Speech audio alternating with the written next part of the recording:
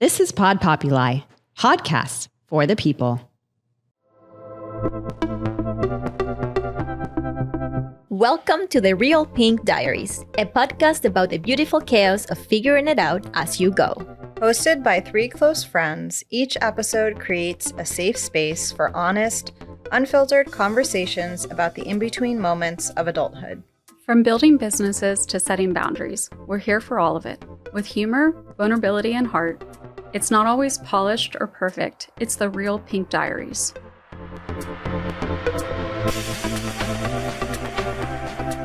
Welcome to the Real Pink Diaries. This is Natalie. Hi, I'm Melissa. I'm Amy, and we're so honored to sit down with Sarah Sems. Yay! Our first guest. So much for honored to have having you. And I obviously love the you look microphones. Yeah. Thank you. Can we talk about outfits? Yeah. Excuse me. I'm trying to pull my life together. I'm in one of those like make it work moments. And I only had time to shower today and shave my armpits. Great. And I was like, I need to make myself feel a little bit better, a little bit more taken care of. So I grabbed my Dolly Parton jacket and I added a little sparkle to my day. What about Sarah? You look gorgeous. Thank you. I don't have a sparkly jacket, but I did shave my legs today. Oh, So if it wasn't so hot out today, then that might not have happened. But thank you. Yeah, You look course. gorgeous. Thank you so much. You look like a badass. I just have to I say. wish I was a badass in a sequin jacket, though. Okay, and the next one. Yes, next I one. mean, your leather / pleather / whatever is happening. I mean, it yeah. definitely screams Thank you. empowerment. Yeah. If you ever want to come back for a Dolly Parton episode in which you get to dress yes. up like Dolly We can Parton, do definitely a part two. you have to wear a wig. You have to wear a blonde wig. It wouldn't be the first time. I opted for like the breast enhancement. Oh yeah, like, there was sock true moment. Dolly. So you know, just do whatever you can. Dolly Parton unfortunately had to cancel her Vegas residency recently. Yeah, because of some health stuff. Oh no. Oh, no. So our prayers go out to Dolly. Well, I would like to introduce Sarah. Yay. She's an athlete, an artist, a U.S. Navy veteran, a mom, an entrepreneur, a makeup artist, building her own successful business, and she's also a fitness coach, or was. She'll get into that. But her journey really proves that you can't really define yourself in one moment. One moment doesn't define you, and really trying to find that power within and choosing that over victimhood. So I wanted to say, let's get into it, get into the real raw version of who you are. Amy, I have a correction for you. It's Okay. actually businesses. Yeah, she has drop that mic. and that's one of the things that I love about you, because people may see you even in this podcast and they'll see a gorgeous woman, beautiful, and then you're so much more than that. Yeah, it's only surface deep. Your story is so amazing, and everything you've gone through, all the different facets, and your talent. I mean, you're so just multifaceted, and you have so many skills. And I think today I'm so excited to cover your story and just to be inspired by you. Like I can't wait to dive into it. So you want to introduce yourself quickly? Yes, my name's Sarah, Sarah Sems. Yes, I was a fitness coach, and I took a break from that because I had a little girl 2 years ago. Oh. And, I just haven't gotten back into it. I think it was a good time for me to step into the next phase of my life. So I like to tell people I've lived many different lives, and that's probably why I'm so well versed in different areas. But yeah, I feel like I've just lived so many different lives. That's incredible. Yeah, just to see your like little metamorphosis moments that keep happening and happening and happening. Yeah. You're like the beautiful butterfly. Yeah. Yes.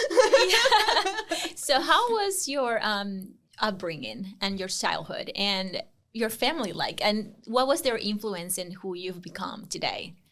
Well, I'm born and raised here. So Great. I am a native to South Florida, to West Palm Beach. I had a great childhood. I had great parents. They did divorce when I was young. So I think a lot of the work ethic and I think a lot of who I am comes from my mom. We were raised by a single mom, and she worked all the time, and she just really held it down for us. Of course, when we were younger, we didn't very much care for her, because who cares for their parents when they're younger? But now as an adult, I envy her. Like I I feel so bad for all the stuff I put her through when I was younger.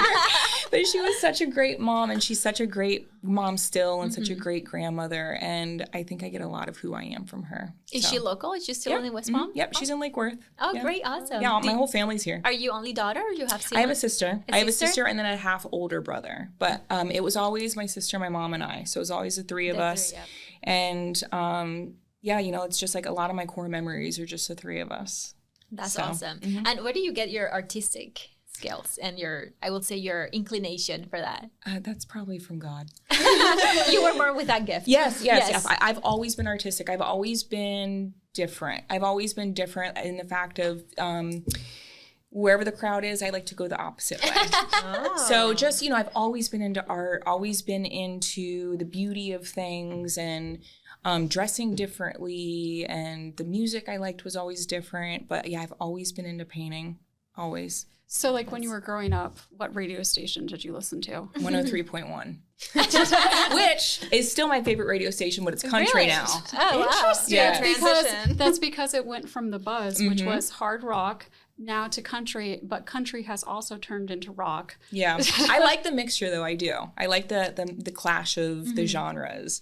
So I think that's really cool. So does that mean you were like an alt metal head, or were you a goth? No, neither. Neither. I liked Blink 182. Okay. Oh, that's fun. That's fun. Small things, true care, true things. I love that I'm surrounded by Americans here, where I grew up with like salsa, merengue, bachata, and none of this. So that's awesome. I love to hear. Usually, where you come from, it's a lot has to do with who you are today, right? Your up to do in life, your personality, all of that. So you went to college, you were an artist, an athlete as well, and then you went for business. So what was the turning point after that you decided to go into the Navy? What happened? Tell me, like, a couple things your happened in timeline between there. then, Yeah. Just, tell us. So I did go to school for business. Yeah. Because I think in high school, I was just so, I didn't have a direct path. You know what I mean? Like really what 17, 18-year-old does. I didn't have a direct path of what I wanted to do. I was always into sports, and I knew that I wanted to play college sports. That's like the next big dream, like after high school. So the only school that I got a double scholarship, soccer, not to like brag about myself, but here we are, bragging about myself. I got a double scholarship on soccer and softball. And the only school that I got that for was a business college. So I was like, oh, yeah, sure, I'll go into business. Well, after college, and in college, you have people cheering for you. You're getting trophies, you're getting awards, you're getting recognition, you have friends. We're in South Florida. We're talking going to South Beach to hang out, friends who have a lot of money and nice cars, and the nightlife on Clematis. I went from that to now I have a piece of paper, and now what?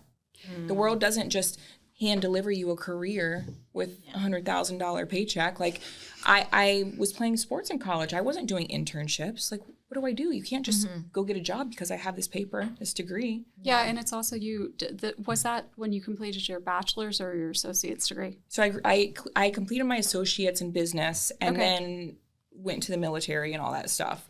So I got my bachelor's later on, but yeah, the first one was in business. Yeah, so I have an associate's degree too. I went to the community college up near where I live, and it's kind of like you can get a job with that, but it's not as widely accepted. Most of the time, people transfer. So you went to college, you got this skill set. You might not know how you're going to make money, but you know how to commoditize money or how to commoditize something. You know how to build a business, and then you're looking around. And you were in a structure before. My God, a college athlete. You want to talk about a structure. I thought about swimming up where I lived, and then I was like, no, singing is a lot easier than being a college athlete. So, which is super impressive. So you were kind of already into the extremes being a college athlete. And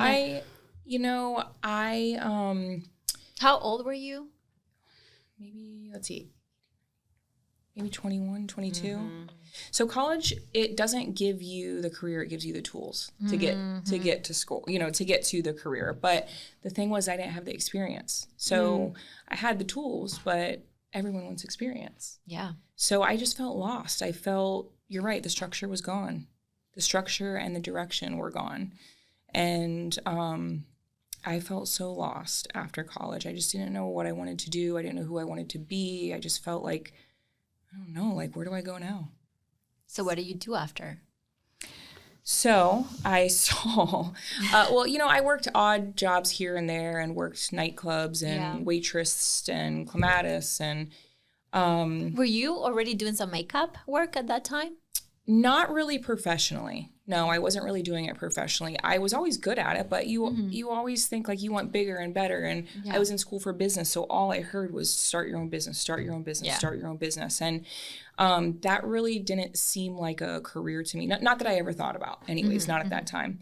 So I just had no purpose, no sense of importance. I mean, I think when people go from a big life change like that, it's like, well, what do I do now? It's like a shift in identity, essentially. Yes. So now you have to find your identity. Mm-hmm. Yeah, and to add to that, the hardest job, or always the hardest job to get is the first job. Yeah. Regardless, whatever career you're in, getting that experience, getting that first job is the hardest job to get. So you're looking around. What was it? What was the marker for the next thing? So I was lost. I didn't feel any sense of importance. What am I going to do? And I remember I was sitting at home and I saw a commercial for the Marines. And I was probably 21 or 22 at this time. I saw a commercial for the Marines and I was like, tunnel vision. That's what I want to do. As I'm sitting on my couch, like in the air conditioning, like, oh yeah, the Marines is what I want to do. I want to do the hardest one of, if not the hardest. Yeah, it's one of the hardest. That one in the Army. Mm-hmm. Oh, Jesus. Yeah. So that's Sarah here. Just go to the extreme. Let's pick the hardest thing. Yeah. So you see that Marines commercial, you see that spark, you identify as, this is it, this is the direction I'm going, this is my purpose, my meaning, or whatever the next step is. So tell us, after you saw the commercial, so what happened? Walk us through it. I saw fire in my eyes, straight tunnel vision. I mean, it's like, if you've ever felt something pull you like a magnet, that's how I felt like, this is what I want to do. So I went and checked out recruiting stations. I went to the Air Force first, but because I wanted to fly jets. Like that, you don't realize that when you're that young or when you're that new to the military that you can't just like sign on the dotted line. Now you're flying jets. It takes like a lot of training, and you have to be some of the smartest people in the military to do that. Wow. So at the time, there was a big waiting list to get into the Air Force. Well, I wanted to like go now. I wanted to start making money now. So that was like kind of like off the plate because I don't think we shipped out for like 8 months to a year. I didn't want to wait. So that how long.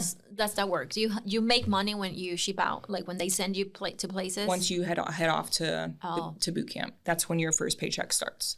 Wow. So until then, you don't make any money. You're just kind of on the waiting list. So you were like just being trained and learning. Well, I didn't go into the Air Force. Okay. I went from that office to on Belvedere in West Palm. I went to, there's a Navy and a Marine office right next to each other.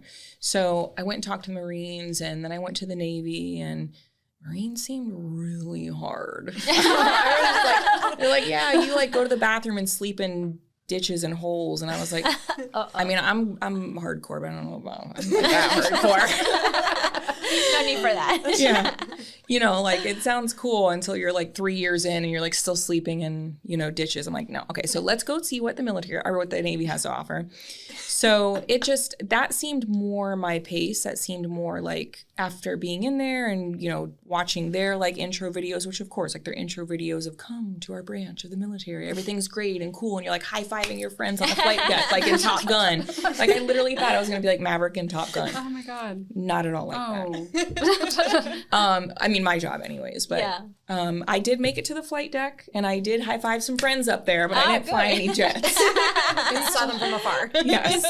Actually up close, technically. I have actually ridden in one and I threw up after. Oh no. Because of the G-force. It was the craziest thing I've ever experienced. So you made the right decision. Yes. Did you have any, service, like, did you have any examples of, like, were there anyone in your family or mentors that had served? No. Whoa. No, it was, and that's why I'm saying what I wanted to matter, and I wanted to do something that not everyone could experience. Like, I just wanted to do something badass with my life. Like, this is my life. This is my one chance, everyone's one chance to leave your mark. And I think I found myself in being lost. I think that's like when you are lost and you don't know which way to go, that's when you're vulnerable, you know, and that's when you need to go hardcore some direction. And so I was like, you know what? I want to get out of here. And I want to start a new chapter. And this is the only way I know how. Like, my whole family's from Florida. It's not like I have some family in California. I can go try something new. So they could ship me out in 6 months, and I was going to go to boot camp. And now all you know is you're going to boot camp. You don't know where you're going after that. So I didn't know where I was going. You don't know where you're going until after you finish a couple steps after boot camp. All I knew was that the next chapter was a wide open book, and I was writing the pages for it. Yeah. That's beautiful. So that must have been scary and exciting at the same time. Yeah. Was your family supportive? I know I keep on going. No. They were not. No? So what did they say when you told me I am going into the Navy? I'm going to be doing this I went to college for these. I have all, you know, but this is what I'm going to do. Well, my dad was, of course, he was like, oh, that's awesome. And my mom was like, that is the dumbest thing.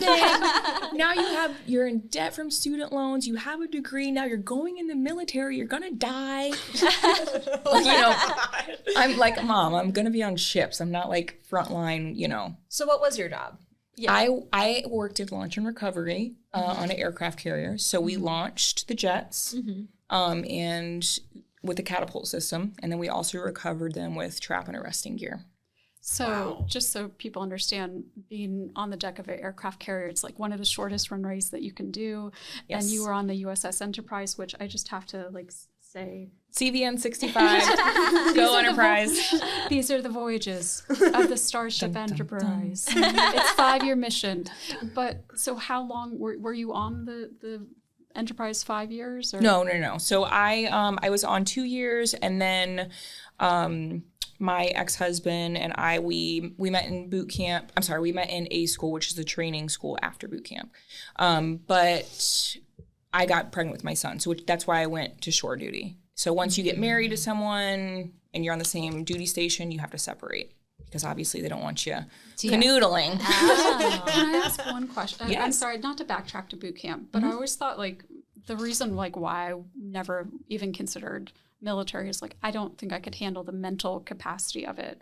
So how did you mentally handle that? Did you discover like were you fight or fight response? What is flight response? Yeah, like how did you what embrace it? What was it for you? The mental journey of that. So I knew that now before you go to boot camp, you are you go to those recruiting stations and you have to check in like every week to make sure that you're not like a flight risk. You know, you change your mind. So I knew just from talking to the recruiters that it was going to be a mind game. So, and you know, from the movies, if you have seen any movies on boot camp, it's like you get off the bus and they're yelling at you, get in. That is what it's like. Oh my gosh. I went from, again, Miami nightlife, hanging out with my friends, like no responsibilities, didn't have any kids or anything, just doing whatever I wanted, to hair chopped. You see how short it is? Hair chopped. Getting off the bus, you are nobody. They strip you of your identity. They have to. They have to strip you of your civilian identity, everything you knew civilian-wise, and build you back up to have your military bearing, which is your military bearing is the language, the lingo, the walk, the talk, how to dress properly, like how to iron your underwear properly. Yes. Why did you have to iron your underwear? How to make in boot camp, yeah. That was the last time I ever ironed them too. Was in boot camp. How to make your bed. There is a specific protocol for everything. So when I got off that bus and they were yelling at us, get in line, get on the wall, cursing at us, who do you think you are? They literally call you maggot. Who do you think you are, maggot? I'm like, oh my gosh. I was just in Miami 2 days ago. What did I do? Party. Yes. Instant regret. So you went to boot camp. Now, is this picture from boot camp or is this from the Enterprise? Nope, that's from boot camp. That's after we graduated. That's like graduation day. Those are your dress whites. Okay. If you see nobody smiling, it's because we are sleep deprived. I always tell people, well, not always, I don't talk much about it, but when people do ask me about what boot camp was like, I honestly can't remember half of it. I think I was so sleep deprived that I think your mind just kind of shuts down and goes on autopilot. Why?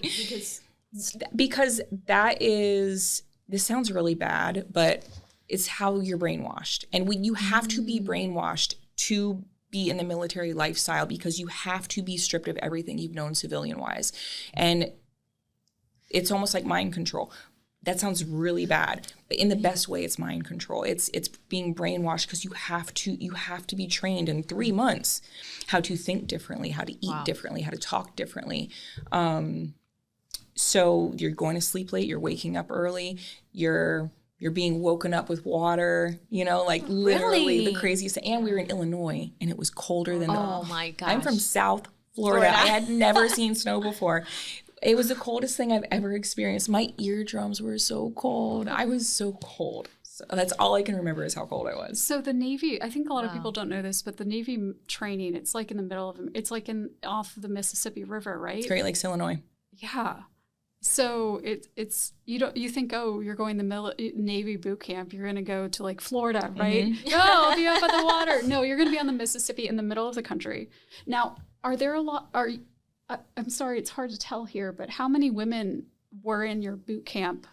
So in the barracks, which is where the berthing in the barracks, like that's where we slept. It was the women's barracks and the men's barracks. So it's not like you were like, we trained together during the day, but you obviously sleep like separately. Yeah. So we had, there's a lot more men than women, but on your duty station is really where you see the difference of the men versus women ratio. So let's fast forward back to the Enterprise.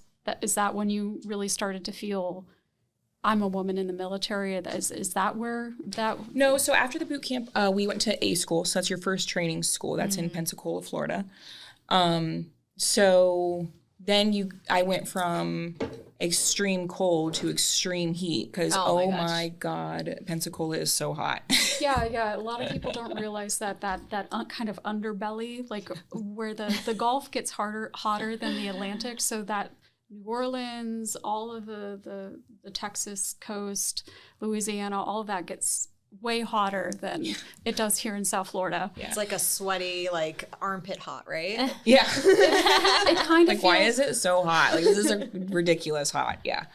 But no, I didn't feel it until I got to my first duty station. Again, you're in school, everyone's new. You don't realize, you don't know what, you're too new. Like, you don't know what the totem pole is supposed to look like. Everyone's still training. Everyone's still learning. Everyone's still like timid, and you're fresh out of boot camp. I think I slept for 2 days straight when I got to A school, because we were allowed to. We had like a weekend off, and I hadn't slept in 3 months. So boot camp was crazy. But again, there's reasons for it. There is reasons. Yeah, and I knew I could I just thought of it like personal training for 3 months. I knew it was a game. I knew it was a mental game. And I'm big, I was a little defiant. So when they would say, you can't do it, I'd say, watch me. I think in the boot camp is when I realized I was a psycho. Like, when I was like, this is a competition. And I will win. I will win, because I had been told, and I had heard, and I truly believed that if I was the best in my physical class, if I was the best in push-ups, best in sit-ups, if I was front in the line, holding the flags, calling cadence, then I would get to pick where I wanted to be stationed, and I wanted to go to California. No, that's just what they tell you. Oh, man. That's not a real life. They're going to send you where they want to send you. Yeah, but it's different working as a collective, because you're going through this experience with other people. You're really bonding with them with your sleep deprivation. Sleep deprivation also brings out like who you are as a person, like where your breaking point is, and it shows you yourself in a sense. So I'm sure you got to know yourself really intimately while you were delirious. Yes, right? So, yes. I think I tapped into a different gear. Yeah. That I didn't know I had. Yeah. And then when we graduated, I remember that day being like, I did it. Like, we did it. Can you believe we're in the Navy? We're in the United States Navy. Like, I just couldn't believe. It was like my first little glimpse of importance that I had finished that. And not everyone that started finished. They either got hurt or they tapped out. But yeah, I mean, I was just really proud to be and I'm not saying I'm the strongest woman in the world, but in that class, I was the top of everything: top sit-ups, top pull-ups, top push-ups, fastest runner. You can do a pull-up. You were able to do a pull-up. Hold on. I can do them this way, not that way. Underhands. But women had different standards than the men, as far as I think we had to do like 5 or maybe 7 pull-ups, and men had to do like 13, which doesn't sound much, but when you're doing double, pull-ups, they're hard. What was the dynamic in the military as a woman? After boot camp, while you're in your profession, what was your feelings on being a woman in the military? What was that like? Oh man, I didn't know how bad it was as far as as a woman in the military, you already have a target on your back. You already have doubt written across your forehead before you walk in that room. It is such a male-dominant space. Now, I don't know about every job in the military. I know on my duty station, which was the aircraft carrier, it was male-dominant for sure. There's probably 30 men to 1 woman. So you're going in scared because they train you a lot on sexual harassment. So when you're trained so much on it, you think that's everything that you're going to see. That was I did see it, but it was a very small part because there's the military bearing. There's very strict rules on any kind of sexual harassment. You'll lose your job. You'll get kicked out of the military with an dishonorable discharge if you sexually harass anyone. If you do, so it's not like they could freely do that, Yeah. So I think they were just really training us how to, if that happens, kind of how to get away from it. But so I didn't see that too much, but I did see a lot of doubt. Oh, here comes another female. We're not as physically strong as men, but. I took that and I said to myself, all right, well, I'm just going to keep pushing and I'm going to outsmart you and I'm going to do the job better, even if I can't physically, because you're working with torque wrenches that are as tall as I am, 5'6" torque wrenches as big as this table. I can't physically do that like someone else, my age, my weight, my height, that's a man. But what I can do is I can run my division and I can become a leader. So you start standing shoulder to shoulder with men and women, and they stop seeing you as a woman, and they start seeing you as a coworker and as a teammate and as a brother. So, we all became a family out there. And you see they try to put you in the desk job. That's where a lot of the women go. They try to stick you in the desk. I remember I walked up to they underestimate the office. Yes, I walked up to the office my first couple of days there, and they're like, well, here's the admin. This is where we're, and I was like, no, I want to work out there. I want to be on the flight deck. And they're like, you want to do that? Because it's hard work. Well, I didn't know how hard it was. But I was like, no, yeah, I want to be out there. Because, again, I wanted to be, high-fiving my friends, shooting the birds off. That's mentality. Yeah. But you had a choice. This was one of the first times in the military you had a choice. And you chose, this whole time during boot camp, you did choose to be the best. And again, you chose the harder job. Isn't sometimes out of all the commercials on the TV, she decided to go to the military, and then once in there, she chooses the hardest of all of the jobs. She did choose at least. She did say Navy. Or she did say originally Marines, and then she went Navy. I didn't want the respect handed to me. I wanted to earn it.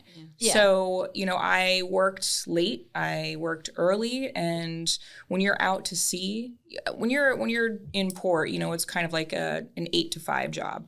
You clock in on the ship and then you go back home to where you live. When you're out to sea, that is your home. That's your home, your gym, your work. So I didn't want it handed to me just because I was a girl, because that's everyone's excuse out there. Oh, she's a woman, that's why she got it. She's pretty, that's why she got it. Well, when you're out there, you're not pretty. No one's pretty. No one's wearing makeup. everyone has their hair slicked back in a bun and dirt and sweat and no jewelry, nothing. No, nothing.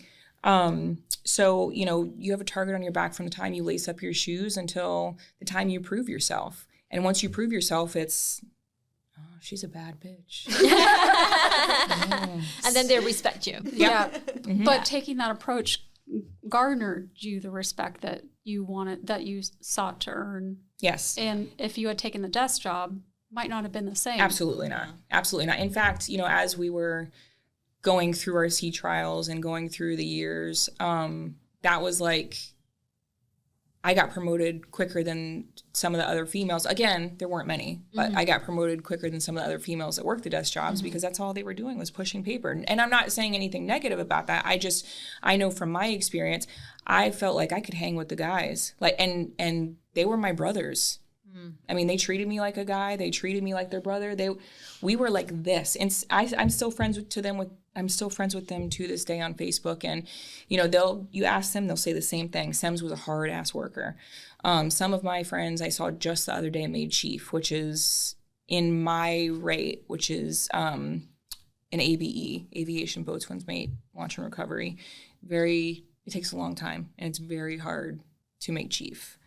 So I just saw, good job, guys, if you're listening. I'm so proud of you. Yay, Yeah. congratulations. That's amazing. So you said you met your husband. On the U.S.S. Enterprise on your 5-year mission. I'm joking. And then you guys got married, and then you both couldn't stay on the same boat. You can't stay on the same boat. Do I have this right? Right. If you're married, you can't stay on the same boat. Okay, so you can't stay on the same boat. So was there any consideration that he was going to leave and you were going to stay being a badass? Or No. So we had gotten married and I got pregnant. So obviously you can't work on the ship when you're pregnant. So he stayed on, and I went to Oceana, NAS, which is Naval Air Station Oceana, while I was pregnant and had my son. And then, so he stayed on the Enterprise and he went on deployment. And how is that to be separated not only from your husband, but then from your boatmates or whatever you guys call each other? Like that was our shipmates. You're close. You're close. I'm so close.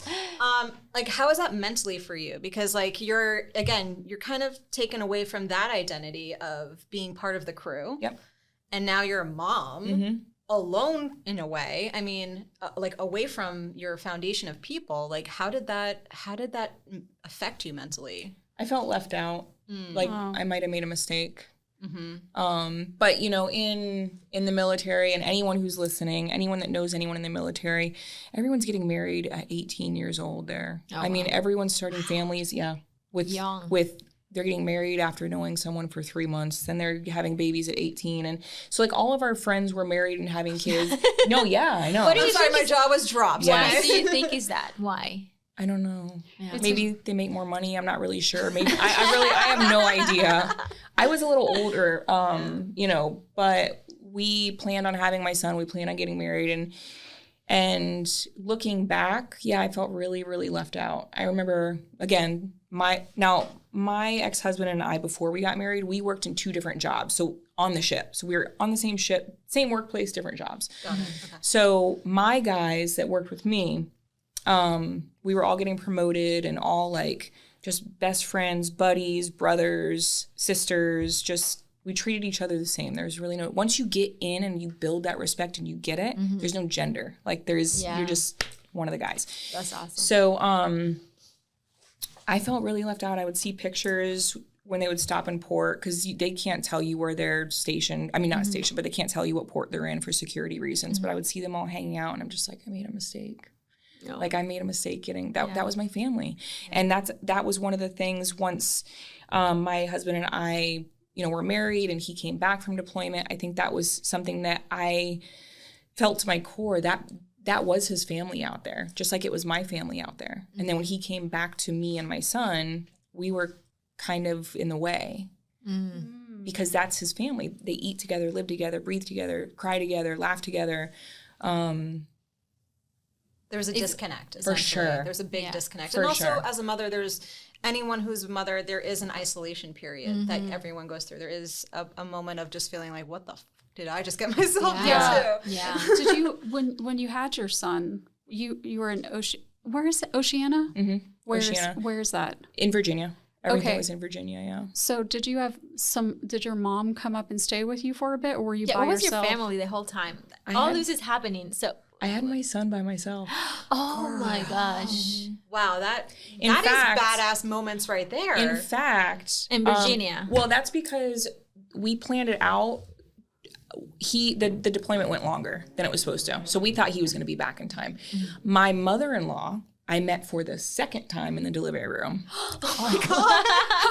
Yeah. What a way to say hello. Hi, would you like to Nice see to meet you. So, I met my mother-in-law for the second time. The first time was he introduced me as his girlfriend, and they're down in Florida too. They're in Tampa. So he introduced me as his girlfriend, and then the second time, again, because we're in Virginia, so months and a year went by, and then I'm going into labor come up. So she made it right before I had my son, and I have pictures of my phone on my chest, and I'm pushing, and he's going push because he's on the ship or on the phone, and I had him by myself. Oh my gosh. Well, was your mother-in-law there, or Yeah, she was there. Okay. How long did she stay there though? Like She stayed for probably a good week, maybe 2 weeks. She's amazing. that is really Do you have some support? That's so important, especially at the beginning with a newborn, and you're going through all these.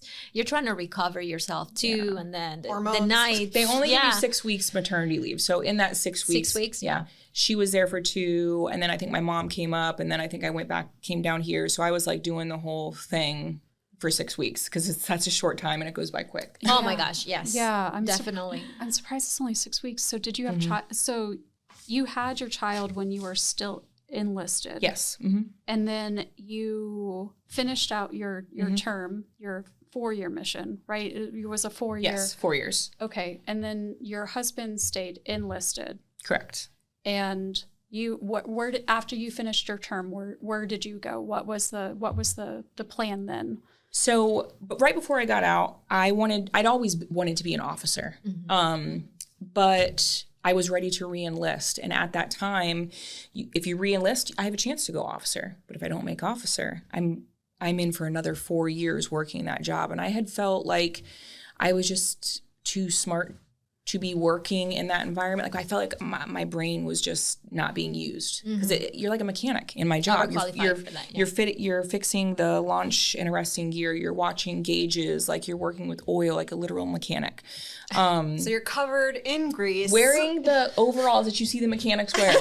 Yes. Yeah.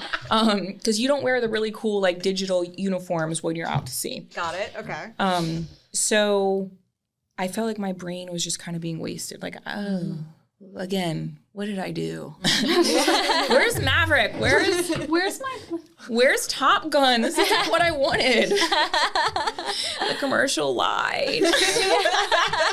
I'm covered in grease. Like a flashback moment. You have all of these medallions. Does that mean you were decorated, or what does that mean? I was when I got out. So these different coins are different things that you get from either the captain or the CEO. If you do something extraordinary, which I worked really hard, so I stood out a lot. There's only like 10 women to compare myself to. So as a woman, when you work hard, you stand out.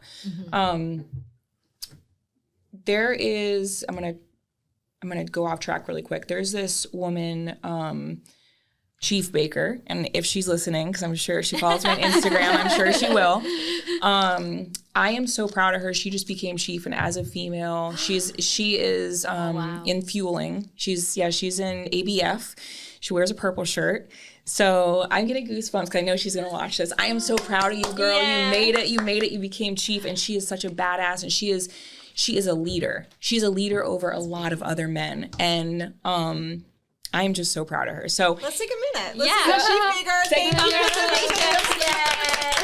Yeah. And she's a mom of 2, and we've stayed friends to this day. She was at Fleet Week in Miami, and we missed each other, but I am just so proud of her. So she's really holding it down for the women in the military. That's and awesome. She's such an inspiration. So anyways, when you do really good stuff and you work hard, chiefs and captains will give you coins like this.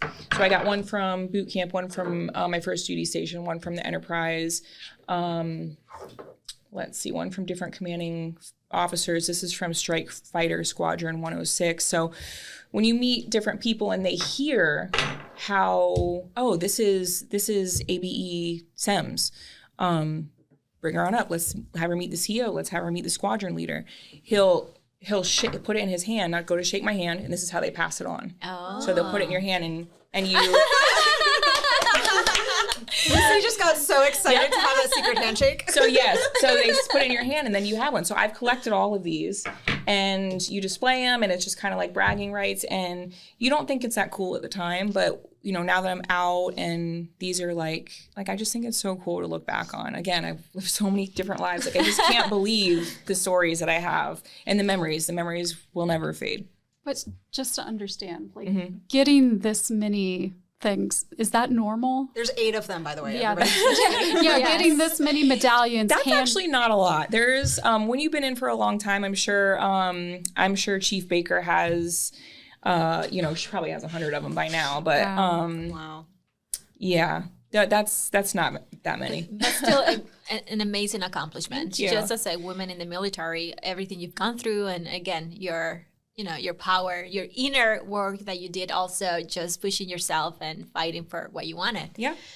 Yeah, and also you were a mother in the military too. Yes. Whoa. Yeah. Whoa. Yeah, my son, he went to, military daycare, and it's definitely a lot different than it is down here. I miss wearing the uniform. I really do. So you see like pretty hair and like the makeup and all that stuff. Like I was completely different, and yeah, I miss it a lot. So what happens after you have your son? Then you were trying to decide if you enlisted for officer. Oh yeah, I'm sorry. Right?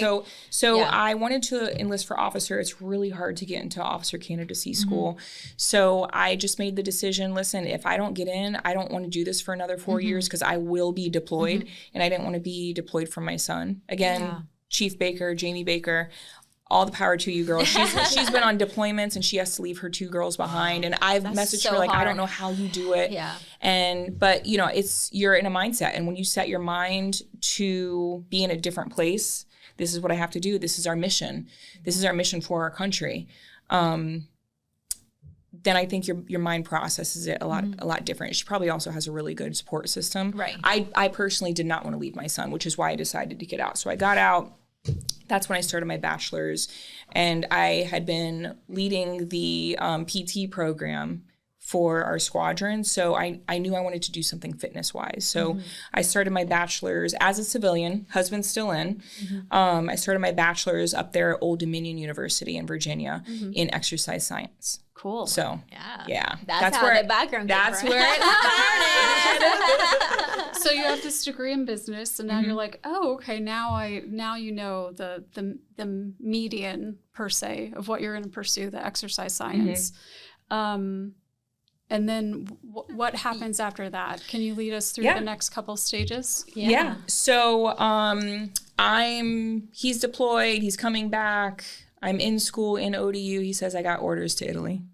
Oh my Huh? Yes, please. No, that wasn't my first reaction. It was like, what? Like, what do you mean you got orders to Italy? So I had to go because I didn't want my son to be away from his dad for 3 years. 3 years. Wow. So here I am, like, learn Italian for dummies. What am I going to do in Italy? So we went to Italy, and... But wait, do you speak Italy now? Poco. Italian. Poco. I lost a lot of it. Yeah. It's been a while, but I've lost a lot of it. Yeah. And I thought I was going to hate it. And I think I was there 3 days, and I was like, I don't ever want to go back to the States. So we moved to Sicily, Italy. So you fell in love pretty quickly. Oh, real quick. Yeah. Yeah, I fell in love with everything. The countryside, the food, the people, everyone there is so nice. And it was such a culture shock because I was like, people come up to your baby and they're like, oh, bello. And I'm like, don't touch my baby. Like, where I'm from, they abduct children. Oh my God. And no, that's just how they are. Like the lady bagging your groceries, she'll take your baby so you can put the groceries in your car. And so like, it's so different. But I got used to that really quick. I got used to driving there. They drive on the opposite side of the road. There's like no street rules or street signs. It's like every man for themselves. Whoop, there's a curve. Savage driving. And it's not flat like here. It's a peninsula, but it's not flat. So it's like completely different. Yeah. Driving like around mountains, and it's completely different. They're like, whoopsies, there goes a bumper. A lot of walking, I'm so sure, how right? did you envision your future there? Like, what were you thinking? was going to be the I'm next never steps moving back for you. home. Oh, No, literally, I remember thinking, this is my ticket to the next chapter. This is now I had to put school on hold. Like I was still doing it online, but I had to put it on hold because like how do you just like move to a different country and still do school? You know, so I put that on hold, and I was like, this is the next chapter. So it was my opportunity to be somebody new. I can leave whoever I was in the States, whatever crazy person I was in my teens, whatever crazy girlfriend I was in college, whatever drunk nights I had, whatever ass I made of myself, I could leave all that behind. I could be somebody new, and I could be whoever I want. Like these new people that I'm going to meet, I can literally be whoever I want. So fresh start. So I let's love just that. recap. Like you have not been afraid to take risks, my friend. No. You so you went to college, you were a college athlete, and then you're like, okay, military, Navy, let's do that. So that's your first reinvention. Mm-hmm. And then the next reinvention was, okay, well, gonna be mom, military mom, finish this up. And then Italy. Yeah. Italy. Mm-hmm. Yeah, nothing less, nothing more than Italy. Like, And wait, across let me just set the precedence. When you move to a different country, it takes 3 months to get your furniture. Oh my God. Yes, your Because furniture, you your got clothes. your furniture. You didn't buy new furniture. Okay. No. All we brought were our suitcases, and then the chests of clothes, Oh and my gosh. we didn't bring a car, but your furniture and all that stuff. The military pays to move it all, but Oh, it takes 3 months to get there. So we were roughing it for a while. You didn't want to ship your car for free? Why didn't we ship the car? I don't remember I'm why. sure there was probably a good excuse why not. Yeah, I don't maybe, remember why. different countries that they have different regulations also for the emissions. So maybe you couldn't drive an American car there. I don't remember. I honestly don't remember. I think because like there it's an island, so they have smaller cars. They have like the little Fiats were really big, or like a Honda Civic. So I think we were like, we're just gonna get a little beater car there. So now you're living with your husband. Now you've reconnected to each other in a sense. So how was your family life there? I lived with him until I can make money and move out in town. We lived out in town. We didn't live on the base. We wanted to like fully immerse ourselves in the culture. So he worked a lot, and for the first couple months until everything got there, I was looking for a job. I didn't know the language, so I couldn't just like go find a job out in town. It also takes time to get your work visa, your documentation, everything to where you can work over there, because it's not like now, it's not like 2025, like everything's online and you can just like upload it to a portal. There it like has to be mailed to you, or they have to, college transcripts take like 3.5 weeks to a month to like get over there. So it's not like it was now. Natalie went through that. She went to school in Spain and then had to transfer all of her stuff. Yeah. So I completely relate to that. Yeah. yeah, and I think it's a Emigrate into a different country and just starting a life from zero, and then just bring in, your stuff. What you're gonna do with your life and jobs. And I mean, your son. How old was your son back then? 2.5 or 3. So he was a and toddler. we put him in daycare in town. Like he Oh, was, you did? Yeah. Oh yeah, he picked up Italian like within 3 weeks. Oh my goodness. Yeah. Was he teaching you? Yeah, no, he could hardly speak at that time. But yes, he was learning it really quick, and he was answering his teachers. And That's the best. I was so immersed in the culture. Let me tell you, before I even got my first job, I would walk up the cobblestone driveway to the cafe. I would roll my own cigarettes. I didn't even smoke cigarettes. Like, I don't even smoke cigarettes. Cool. He was just cool. But what they do is like they like roll their own cigarettes and drink their little cafe and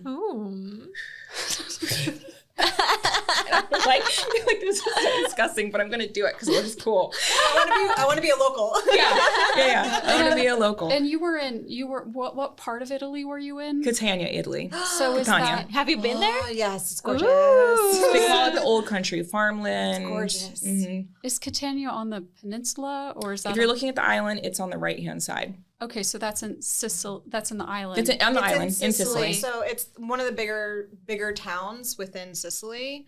That's actually where my family's from. Oh, really? Yeah. My family's from Palermo, so that was like Oh, wow. it was me going back to my roots. It was like a full circle moment. Oh, that's awesome. Really reconnecting with like your family vibe and like, oh my goodness. I know. It's when I tell you I was living a dream, I was living a dream. I mean, I just remember sitting on my balcony when I finally did get my apartment. It was think it was €1,000. So that was like $800 a month, or American money. I was sitting on, and if, I don't know if you guys, when you edit this, if you can put pictures in it, but I can always send you pictures and you'll be like, that's where you live. We'll figure it out. I remember my feet were perched up and I was looking out on the Mediterranean and I was like, this is a whole dream. This is a dream that I'm living. It was amazing. But I wasn't working at the time. So I had always done art, like we said. Yeah. So I went to the Next, which is the Navy Exchange. It's the little store there, and I got paint because I was bored. So I had seen a job posting for a zombie run that the military was hosting. Cool. I know. And they needed artists for the zombies. And I'm like, I can do this. I can do it, but I need to practice. So I went, and they didn't have, in Italy, there's just like there's not specialty stores. Like you're going to go buy, like FX makeup, or you're going to go buy fake blood, or you're going to go buy costumes. So I just had to go like buy lipstick to make blood and like practice with Elmer's glue and toilet paper. Yes. Elmer's glue and toilet paper. Yeah. So I would practice for hours on myself, different looks, and I put a real crappy portfolio together of pictures of myself. And I got the job, and I was like, no way! So is this normal? Do most military spouses, do they live off of the base? Do they strive to work? No. Do they put their child in the local town's daycare? Okay. So you were definitely a rebel going against the grain, as always. I will say this, and I can say this because I was active duty military and I was the wife on the other side. No, the women, they have kids, they don't work, they live off their husbands, and I don't care who comes for me after saying that, because I've seen it with my own eyes, and I was not about to do that. Like, I can't sit still. Like, I have to be somebody. Yeah. But independent. You wanted to have your own thing going on. Yeah, but I mean, look at the adversity that you saw, like going to you had to find a housing in another country. You had to do your transcripts. You had to, like, I could understand why they would not work. I could because especially if they're moving around a lot. But the fact that you went for it, congratulations. Listen, life is not going to hand you things. Life is not going to hand you things on a silver platter. It's not going to hand you a career. It's not going to hand you a job. It's not going to hand you a good man. You cannot expect for that stuff to just be hand delivered to you. Yeah. So I never said no to opportunities. I never didn't go after something. If I wanted that job, I was like, no, I'm going to email who I need to. I'm going to go into, the Navy, what's it called? MWR, which is like they put on all the events and their runs. I'm going to go in there and say, hey, do you guys need a makeup artist? I do this. Did I do it? No, but I knew I could. Yeah, you just got to say you can do it. You could. You have to go after it. And that's like, the main thing is you have to go after it. You cannot sit around. A podcast didn't come to you and say, hey, can you do a podcast? No, you guys got together, you put it together, and you went for it. Yeah. And that's what I did. I made opportunity where there wasn't opportunity. And would you say that confidence was either built upon with the military and then outside the military, or was that something always within you, do you think? I think that was always within me. Yeah. Yeah, I things are not given to you. Yeah. And I was so sick of waiting around. I do not wait around. Like, if I want it, I'm calling somebody, I'm emailing somebody. You never gave up. No. And, so I was practicing with lipstick to make blood. Again, Elmer's glue, toilet paper. Girl, they hired me. I nailed it. When I tell you I nailed that makeup. I had so many people posting my pictures on Facebook and Instagram, and that turned into getting jobs for the Navy Ball. Navy Ball, I don't know if you know what a Navy Ball is. It's like, like real dressed up event. I got booked for those jobs, and I didn't know where I was going to get this makeup from, because all my makeup was here in the States. And when you ship something, you have to pay fees and import fees, and they go through all your stuff to make sure you're not smuggling anything in. So was that your first introduction hardcore into makeup art? Or making the transition from art to makeup on people's faces? Yes. Yeah. But I only had, when I bought all that makeup before the zombie run, I only had acrylic paint to practice with. Oh, wow. Gosh, that is good for your face. No, my skin hated me. But that's why I treat it so well now. I'm so sorry. But I mean, color theory is color theory. Yes. So if you, it's amazing. Like, for a while, like when was it? It was really big for like a while, like makeup videos on YouTube, and I would Still just is. It still is. yeah, I watch them. I have no clue. I'm terrible at doing makeup, but I love watching them and the skills. It's amazing. I know. It's amazing. And they just do it in front of the mirror themselves. I'm like, choo choo, and they're done, and they look like amazing. I'm like, okay. That's what I did. I watched YouTube and I practiced at night. Tutorials and yeah. So you've created this identity for yourself of like, I didn't know have I this was creating skill set. it. You didn't know, you were just doing it. I didn't know at the Okay. time what I was setting myself up for. I just knew Okay. I liked to paint and This works. this yeah. works. Yeah. Yeah, so it was really cool because I didn't know at the time what I was building for myself. Yeah. You And just follow looking back, your internal, intuition yeah. and your internal voice. I followed And my felt- love, yeah. yeah. I followed what I like to do and Yeah, your passion, what your calling. Yeah. Also, I think there's something to the fact of that you just did stuff. I think like we've talked about that too, like Amy, like just do stuff, just do like just Like do. get out of your head and go do the thing that you Take really- action. Yeah, take action. Yeah. Exactly. So from that military run, I met a lot of people because, I was like the zombie girl. Like I was like I have really cool pictures. Like So just like, funny. I'm just in it. And it was just flowing. It was like, there was just like it was like someone was using me as a puppet and I was just like doing everything and I just did it What's so coming good. to you? So I met the MOBB Fitness director and she had said, her name's Jill. She said, I really need a fitness director.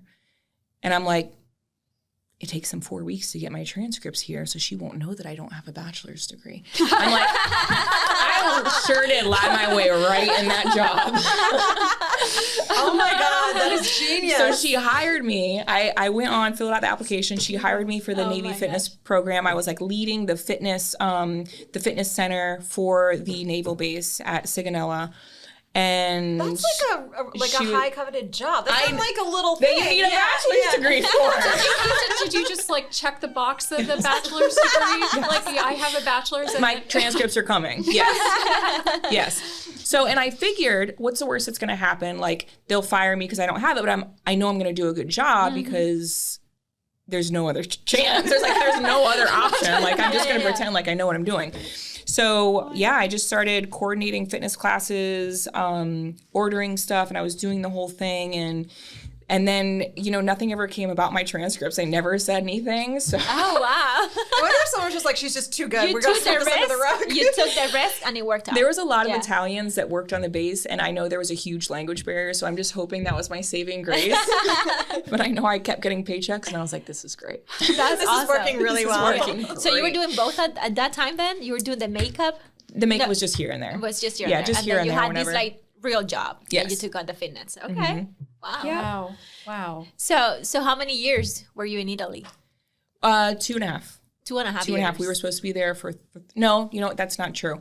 1.5. We were supposed to be there for 3. So what happens? So that's where things get A little. a little crazy. Crazy. So how does the crazy. dream collapse? Essentially, this Italian dream. I mean, I see it. You're living your best life, doing the things that you love, and at the end of the day, you still have a family and a partner that you have to make things work with, right? At the end of the day. So you're living your best life in Yep. Italy. And then Easter comes around, and you had told us it became a rebirth for you in your life. Yeah. Can you share what happened and how it shifted your mindset on this best life you were living? Yeah. So Easter came, and my son's father was out with his friends, and we did Easter egg hunting, and I'm just waiting for him to come over and do Easter egg hunting with my son. That never happened. Day keeps going on and on and on and on and on. And 9:00 at night comes on. I'm like, where is this guy at? Like, he's been out with his friends all day. So I call him. He picks up, hangs up. I'm like, what the heck? This is Easter. Where are you? Call him again. Went right to voicemail. Call him again. Went right to voicemail. And the bar that is right outside of the base. It was a small town, so the bar owner called me. I don't know how she got my number, but I knew it was her because I could tell by her name and her accent. And we'd been there a lot. She said Seth got into an accident. Oh my gosh. And his legs aren't moving. I said that can't be right. He just picked up the phone. So I'm thinking there is, again, a language barrier. She may have meant something else. Like, that can't be. He just picked up the phone. He may have hung up on me, but he just picked up the phone. So I put my son in the car. We go 15 minutes down to this bar area. And it's not like a bar here. It's just like an outdoor restaurant. And I see his car. His car is mangled. Oh my gosh. And my son's car seat is 15 feet away. Oh my God, I just got goosebumps. So I was like, what happened? And they said, something happened. He ran into a guardrail, car flipped, the ambulance took him away, and his legs weren't moving. Wow. I'm like, this is insane. This is insane. This isn't happening. And so fast forward, I go to the hospital and I see them carrying him out. Again, I haven't told the story more than maybe 3 or 4 times. So as I tell it, like, more things come to my memory because I think that my brain has blocked a lot of it out. But I see them carrying him. He's at an Italian hospital. He's not on base. So there's a huge language barrier. Oh my God. All they can tell me is that the American came here. So I'm looking for the American. And they carry him out of the ambulance, and he's shaking and convulsing, and and I was just like, that can't be him. That's not him, because he was in like that reflective blanket. So and he's like on the stretcher, so I couldn't really tell if it was him. And they get him stabilized, and then I go back there to see it's him. And I was just like, what happened? Well, he wasn't conscious, so I couldn't talk to him. So that must have been a shock for you. Like, I think I was in shock. That I was very much like, this isn't real. This isn't happening. It's so scary when life can change from a second to literally the next second, and you're living, and sometimes you think like, this is a nightmare. This cannot be true. So just coming into like the shock of, this is my new life. What's happening? That it's it like must have been so. So trauma doesn't give you a warning, right? Trauma doesn't give you a forewarning that it's coming. So you have no time to prepare for it. Mm-hmm. So when it comes, it takes your breath away. It breaks your footing. Mm-hmm. It takes the floor out from under you. Mm-hmm. And that night, he's in and out. He's on morphine. There's alcohol in his system. And I had to tell him that his legs weren't moving. They think you're paralyzed. Oh my God. So that was one of 2 hardest moments I've ever had in my life, was telling him that and making the phone call to his mom.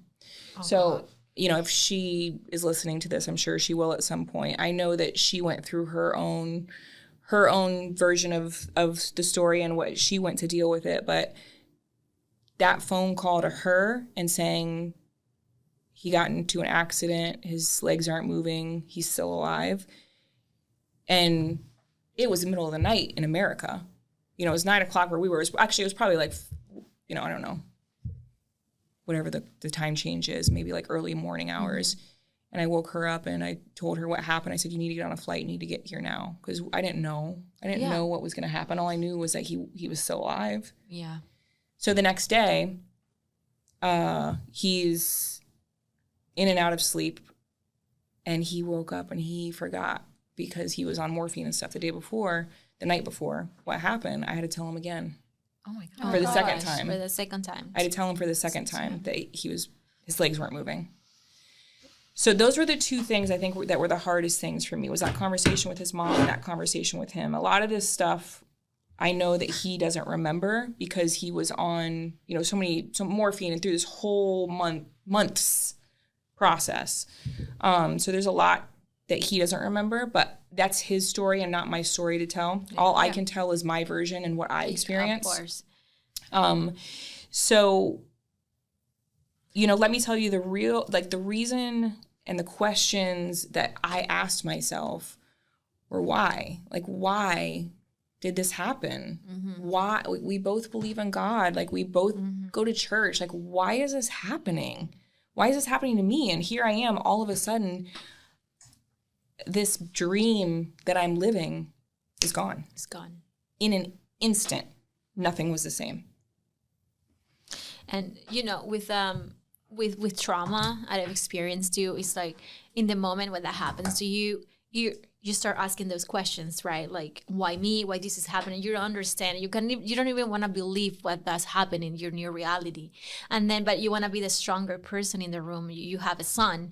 You're being there for your husband, for you being the person that has to respond to the questions and being there. So I think you don't process trauma right away.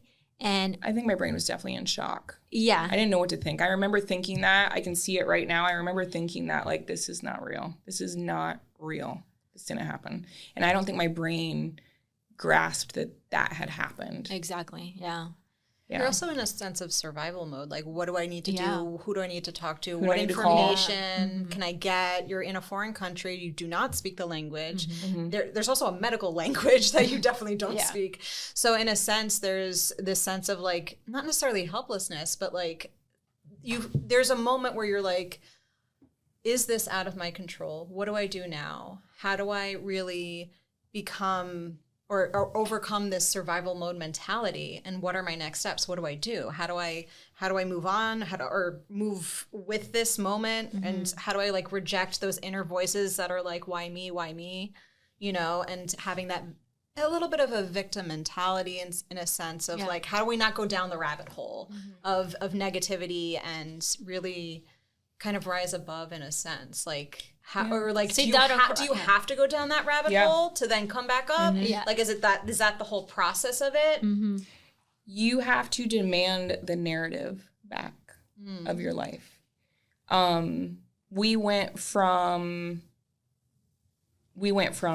Italy to Germany to overnight. You know, our parents are coming. My mom and his mom were coming to take care of the baby, so I can go to Germany with him and to another, because they didn't have the best healthcare in Italy, especially for like such a big spine injury. It's also a small little place. Yeah, it's not big. So I had to take it by the balls and take control and say, okay, this is what we're gonna do. The stuff in our house is just stuff. I remember I had gone grocery shopping like 2 days before the accident, and we went from the hospital after the accident to Germany, and I never saw my house again. Oh my god! To this day. And I remember thinking, like, dang, I just went grocery shopping on this. I bought so many groceries. My refrigerator was stocked full, and I was like, well, you know, I went to Germany, and then we didn't know when we were coming back, and after that, you know, it's very easy to feel sorry for yourself. It's very easy to say, why did this happen? Why me? Like, again, he's dealing with his own stuff. Why him? But regardless of his choices, they butterfly affected me and my life. And this is just, again, my story and how it affected me. And it's like, it was so easy to feel sorry for myself and like, oh. Your life together and your son. You have to mourn it in a sense. Absolutely. You have to let go of the past to walk into the future. So having that why me moment, even just not necessarily a victim mentality, but it's honestly just processing that your life is now completely shifted. It's completely different. And every other transition that you went through, even though they were all extremely bold and very badass, you made the choice for it. This is the first time in your life that something... A huge change. Floor got taken out from under me. Yeah, catastrophic. And it has nothing, you had no control of it. Yeah. I had worked so hard to get that job at the fitness center, you know, like schmoozing my way in there. And I like was working and like, hey guys, hi, oh, there's Sarah. Hey, you want to go get lunch later? Like I had friends and it was all gone. My career was gone. Wow.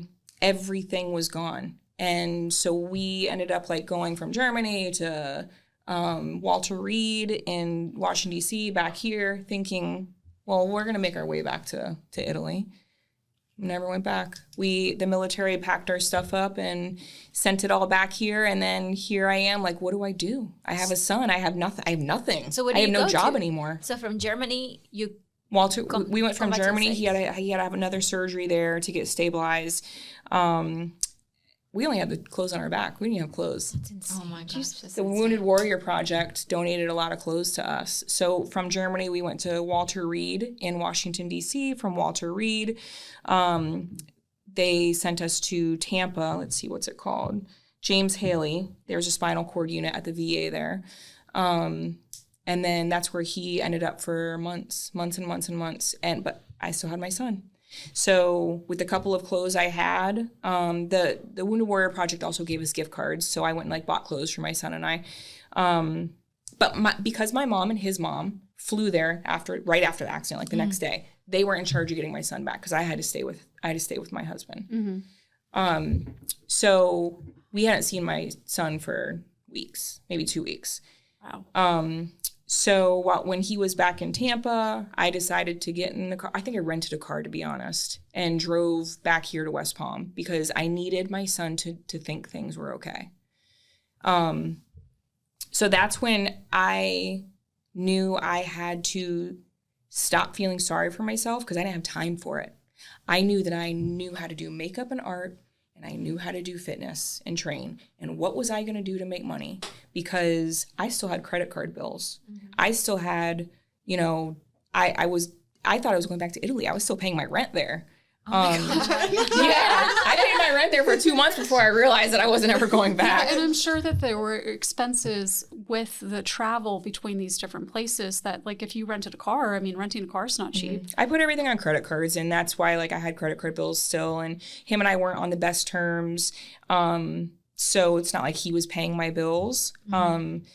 But my best friend did start a GoFundMe for him, and the money from that went to paying for our mom's flights and, helping me with the bills and getting my son into daycare. So I came back to West Palm, and I knew that I had to get some sense of normalcy for my son, because I couldn't control what happened. What I could control was how I responded to it. And we as people, we can't control what other people do to us. We are in control of how we react. Yeah. We can't control who makes us mad, but we're in control of how we react with that anger. And I was in control of how I was going to spin the narrative of what was happening next. Okay, so do you think, I'm just curious, do you think any of this training, this military training that you went through that was so empowering, allowed you to bounce back so quickly and take such an empowered role post this catastrophic experience in your life? If it did, I know it was, I've done this. I've gone through boot camp. I've gone through the military. I am a veteran. This is not going to define me. This is not going to break me.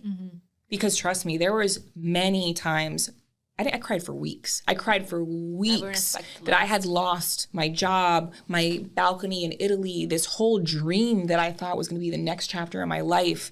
I cried. I asked God why. I hated God. I believed in God. I didn't believe in God. I tested God. Like, is this the universe that is making? I didn't know what to believe. My mind was everywhere. Of course it's going to be when you've got something going on like that. Of course you're going to go through everything so quickly. So you come back to Florida. You have bills. You have creditors. You have to.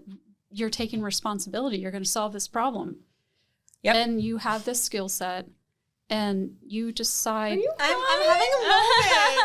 I'm so I just became really quiet, and I'm just listening to this, and I'm just like.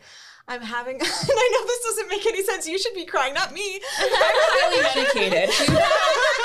Do you want to?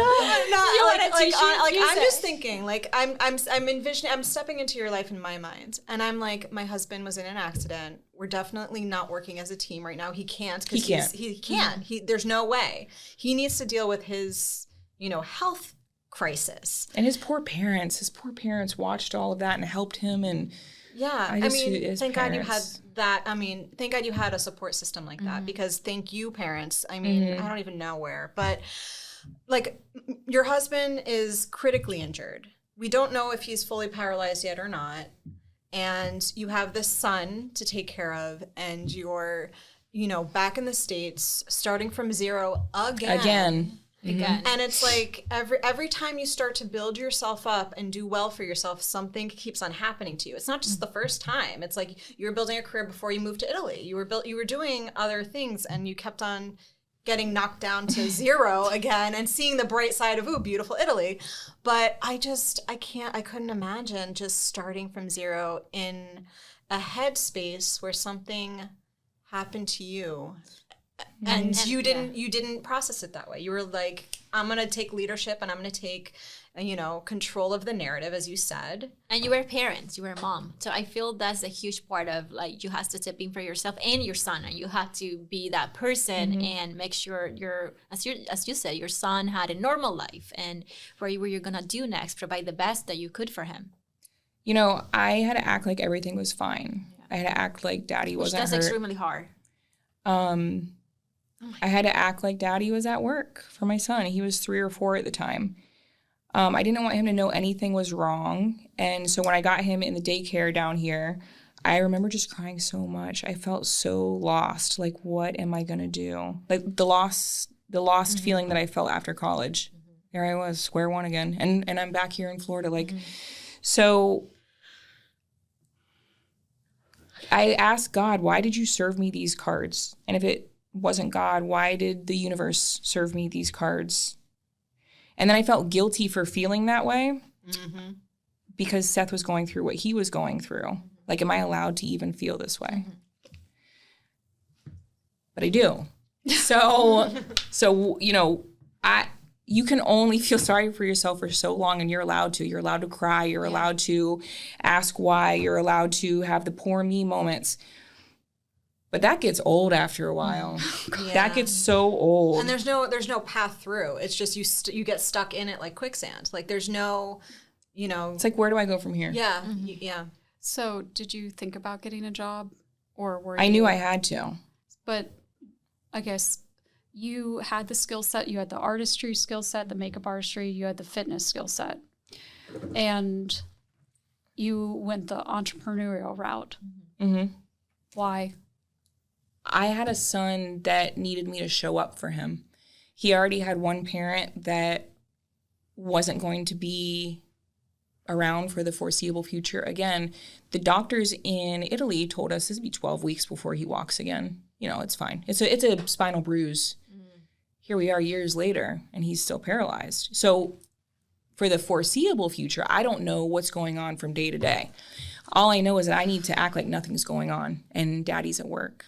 So I couldn't work a 9-to-5 job. I couldn't. I had to be there. School gets out at 2:00 when kids are young.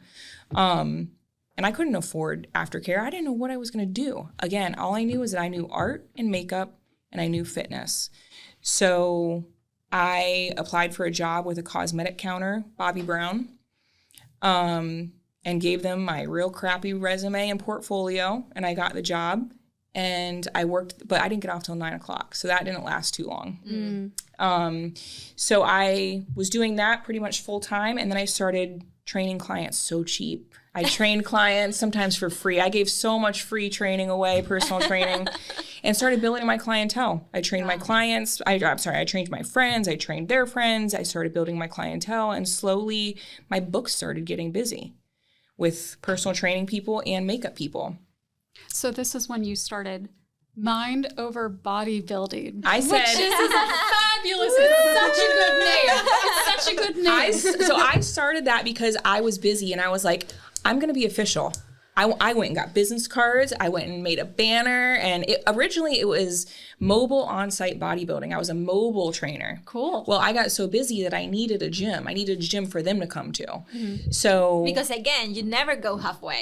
Never. You're gonna do something. Never. Let's just be the best. So I started training in gym and then doing makeup for the girls for the figure competitions. Oh. Yeah. So and on camera I was nailing it, and I'm like really good at this. So I ended up quitting Bobbi Brown because it was costing me money to work for Bobbi Brown, because I was making so much at that point. I was charging little by little by little. I was making more and more and more and more. So I started charging more, and then I was making more and more, and I had a little bit more extra money, and I was like, I could do this full time. So I started mobile on-site bodybuilding, changed that to Mind Over Bodybuilding, because I had been through everything, and the only thing that was stronger than my body was my mind. Your mind can get you through so many things. Anything. You see these people run marathons and go through, crazy ailments, and the only thing that's pushing them further than their physical capacity is their mental capacity. So I did that for so long, and I did that up until 2 years ago when I had my daughter. I was a trainer and still did makeup, but after I had my daughter, I decided to really push full time with the makeup thing, and that's because I was just so good at it. So you did get a job, but you got other opportunities that worked. I never said no to opportunity. Never. You pursued every single opportunity that came your way. And I'm guessing it probably paid more, gave you a better lifestyle, but you were more available for your children. And that you having just a went regular for it. job 9 to 5. But Yeah, listen, everyone that's listening, I want you to know this wasn't overnight. I spent so many hours, so many days, months, not knowing if I was going to be able to pay my rent. Again, it took 3 months to get all my stuff back, and that's if everything came back, because not everything came back. A lot of jewelry didn't come back because the people, the movers there, packed everything up and sent it back from Italy. I worked 9 to 12-hour days training people. My son would get out of school at 2 o'clock, and he'd come to the gym with me till 10 o'clock at night, and then we wake up at 5 a.m. to teach a boot camp. There was no class I was saying no to. If someone was paying me to train, I was training. And then if I wasn't getting paid, I was giving it away for free so that I can charge them the next time. I paid my rent every month. Sometimes I would have negative $2 in my account. But let me tell you, whether it was God or the universe, it happened every month. And I didn't turn to drugs and alcohol. Even though that would have been a lot easier to be like, poor me, well, this is my life. Like, I've been through so much. Woe is to me. I didn't turn to any of that because my son deserved better. We are the people that mold our kids. And if he were to see me cry and break and be weak, he would have become less of who he is today. And he is a great man today. He's 14. So he saw me be nothing but strength, and I hope that those days that I was crying and I was weak, that he doesn't remember that. But it was in my power to decide what I was going to do with my life. And I made an opportunity where there wasn't one. I made a career where there wasn't one. And I didn't wait for something to fall in my lap. And that's what I want the women who are listening to understand, is that everyone goes through this pain and everybody feels like giving up. I give a lot of props to therapy helped, medication helped, and I didn't have time to be sad anymore. I did what a lot of people do. I took that trauma and I put it in a ball, put it in my pocket, and I didn't deal with it for a long time because I didn't have time. You got busy. Like, what is it? Idle hands are the devil's work or something. But also, I mean, my God, you were doing this amazing bodybuilding fitness program. That probably helped you a lot too. I was in love with it. I still am, but again, I had my daughter and I kind of moved over to the makeup side. But I kept busy, and I whatever made me money. Let me tell you something. If Feet Finder was a thing, then you would have seen my feet all over the internet. Everyone says they're gonna. But so here's the thing. You would have seen my big toe. Pay me. But here's the thing. Everyone says they're gonna do that. Like, oh, I'm hard up for money. And then they say, oh, I'll just sell feet pics or something. It's not as easy as you think it would be. No, but no one actually does it. I know but someone you who's actually, done it. oh, good for you. I know someone who's done it. But like, you actually, like, you went for it. You got real busy. That helped you stay healthy and focused on your goals. I got so busy that I could turn away clients and charge more for new clients. And that's when I saw my worth, because I charged more than I ever had once I got fully booked and I could turn people away. I charged more than I ever had for training and makeup. And people didn't bat an eye at it. And I'm like, oh my God, I'm that good that they really want to pay that much? And that's when I found my worth. And I was like, now I don't train or do makeup below a certain price. Like, if my time isn't worth it. So I think that's a transition. When you start a business and you grow, at first you have to take on anything and everything because you have to build that business up. And then once you get to a point where you believe more in yourself, you have clients coming to you, and then you're gonna start saying no. And but that's such an amazing story. So and all this time you have a 2-year-old now as well. Yes. So what was your personal life then, and how it transitioned to where you are today? When did you get a personal life? Because it sounded like there was a really long time when there wasn't one.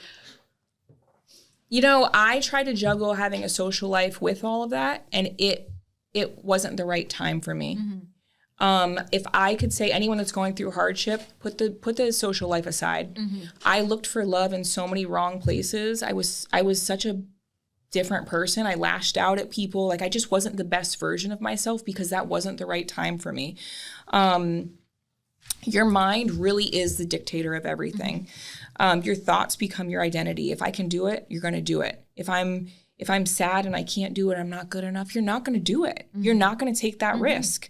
I wish I would have put the social life or the attempt at a social life in the back burner. Now, what are you talking about social life? Because, like, for me, like, I'm single, and social life is just going out to see my friends. Are you talking about, like, pursuit of relationships? Yes. Or are you talking just even Both. time to go out with your girls for something? Dating. I was trying to manage having a child and building a career out of nothing and a social life. And it was such a distraction. And now I have my career, I have 2 kids, and I have my social life on the back. Not really. Yeah, I guess I have it on the back burner, but I am so driven to build this makeup business and this brand. And look, in the past year, it might not be a lot for people on Instagram, but in the past year, I've gotten 1,000 more followers. Like, that's for me, that's a lot. Oh my God. And wait, and if you haven't gone to, we're gonna let people know your social media, but it's amazing. And what I love the most about you, your authenticity. Thank you. And your honesty. And you don't, I mean, when you had the treatment in your face, you were like, this is me. No shame. Yeah. So, you know, and it wasn't even in the past year. I think that was like in the past, like maybe 6 or 7 months, I got that many followers, and it was unprompted. And it was just like, wow, these people really care about what I'm doing. So, you know, I built my business, and now I'm working with some of the most elite people in Palm Beach, and I'm working with models that are on the runway. And, you know, I don't want to promote, like, if you're not happy with something, like, put a bunch of makeup on. But what we say in sports is if you dress good, you feel good, you play good.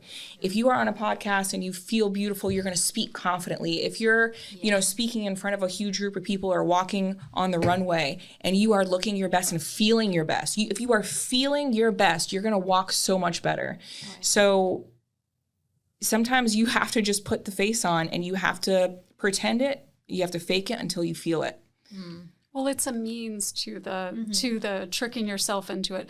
Amy and I both had the opportunity to have our makeup done by you. Oh, it was amazing. Oh, yeah. That's right. That's how we met. That's how we met at the mothership and one of the Pop Populi, the Pod Plus launch. Pod Pod Plus. And if you want to talk about talent, well, I mean, she's so talented. Thank you.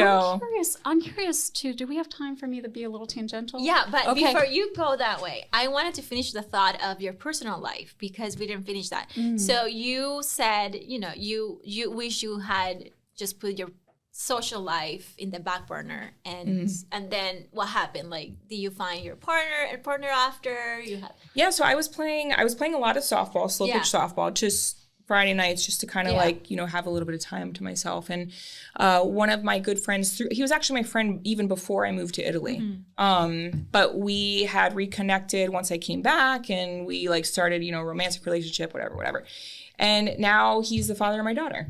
So, you know, I will say for people that are struggling with things, whether it's, you know, a partner with alcoholism or addiction or whatever it is, that has now seeped over into my traumas that I project on him.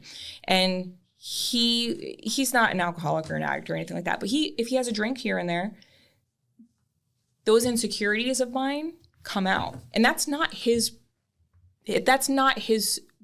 burden to bear. That's mine. You know, that's where when you have things that you deal with, you need to go to therapy. You need to identify them and stop projecting them on people, because he's allowed to have a drink. He's allowed to socially drink. I'm the one that has a problem with it. I struggle with watching people drink alcohol,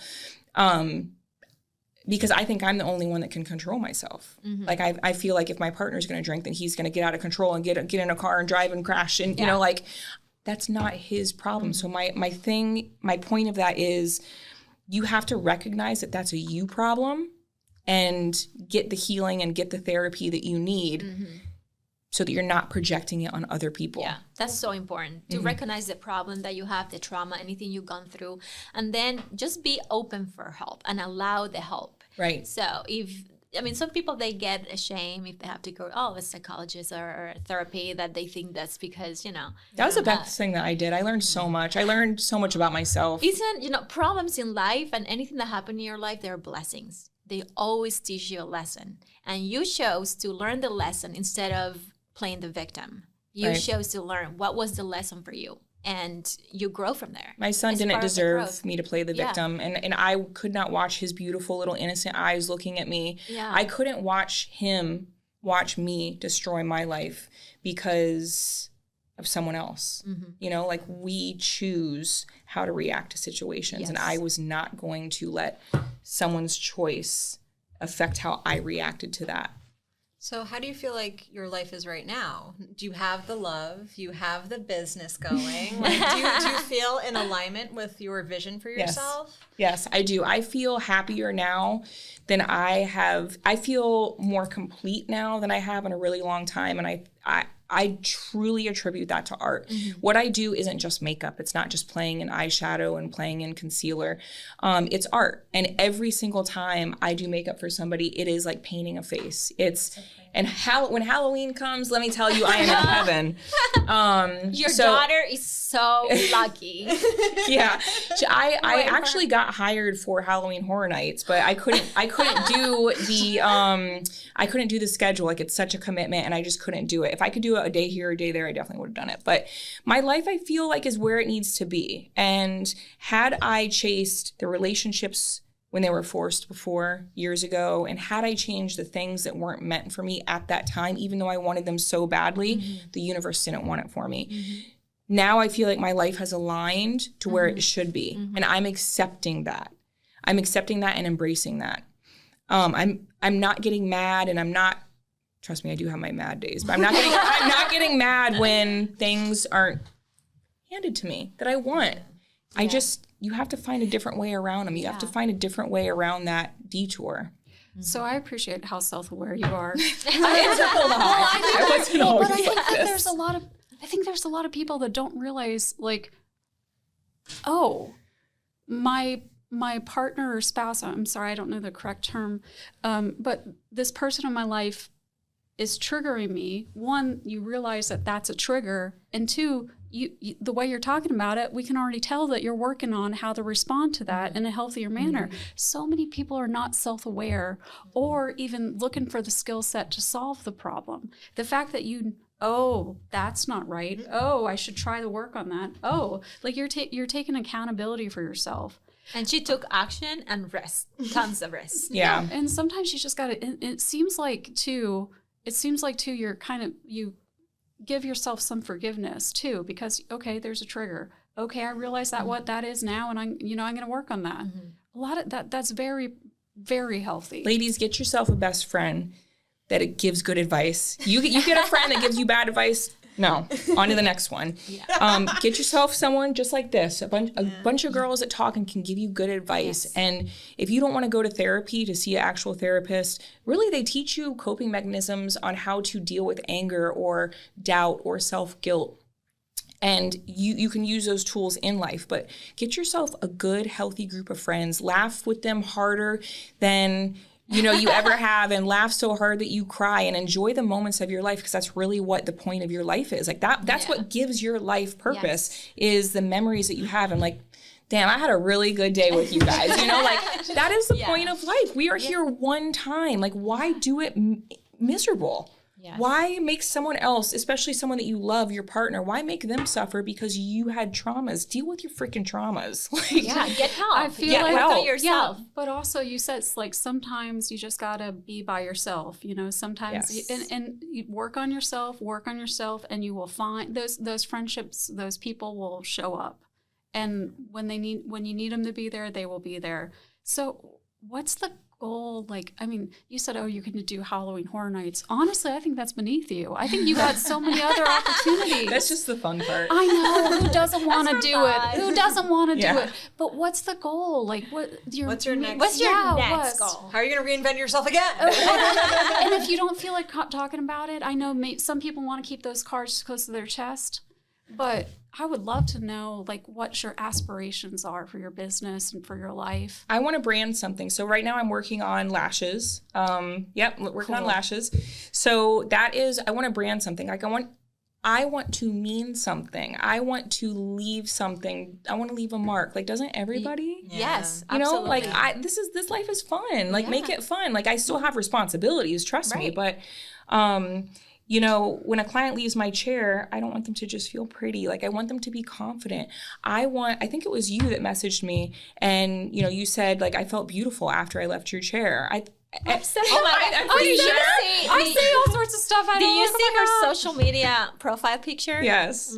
Yes. Oh no, She looks beautiful. And it was nothing. Like, it was like just the most minimal makeup. But, like, you know, I want you guys to feel beautiful when clients leave my chair. And it's about building confidence, you know. Well, and you just want 3 new clients, just so you know. I was thinking when we first started doing this podcast, like Travis, our producer, did that one. And I was like, what? That's me. That's me. And you don't see the other ones. We had like 20, like us jumping and having fun, and we had to somehow make it onto Instagram with that.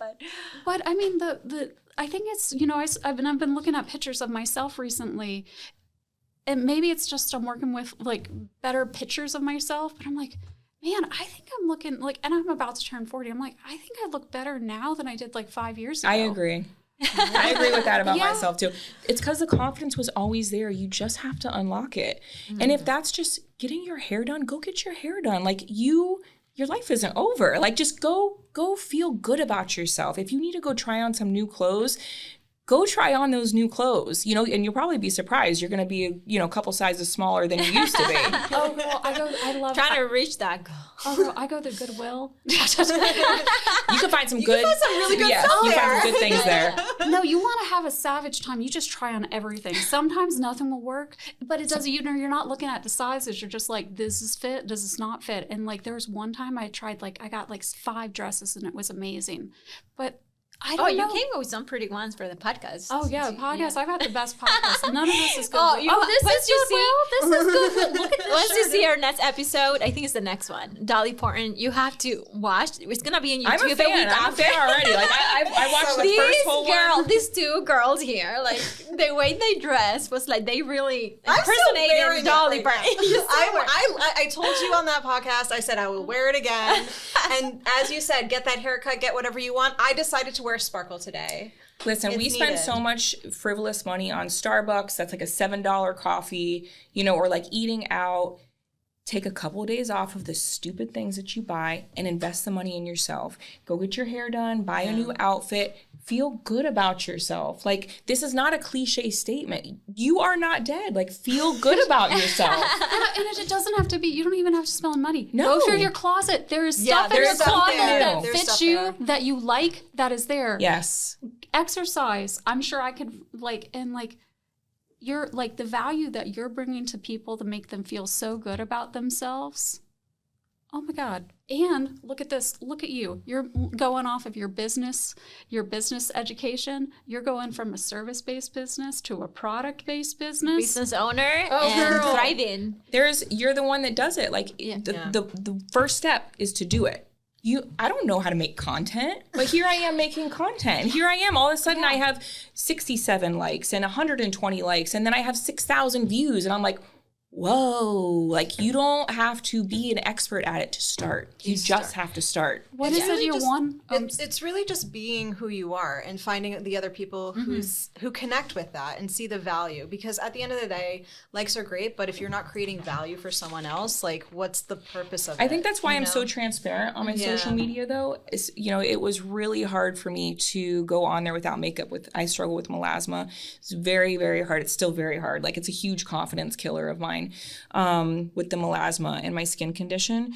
But I think that's why I'm so transparent, because I got random messages from random people in different states like, so like, did that treatment really work? Or like, what did you do? Like, did you ever try this cream? And I'm like, they really just messaged me, like they value what I say. Like, we're in this together. It makes me very vulnerable and on the same level playing field as the women that I'm doing makeup for, or as the women that I'm talking to on Instagram, because we all struggle with stuff. Like, I'm no different than anyone else. Like, I have my insecurities too. And I think that's just being transparent just lets you guys know that, not you guys, but like lets people know we're all in this together. Like, we all have bad days. Like this morning, you know, I had like a side pony and I was like struggling to get my kids to school, and I'm like, golly, I need to get a facial, or golly, I need to get my hair done. And then I put my makeup on and I did my hair, and I'm like, oh, there you are. I know you.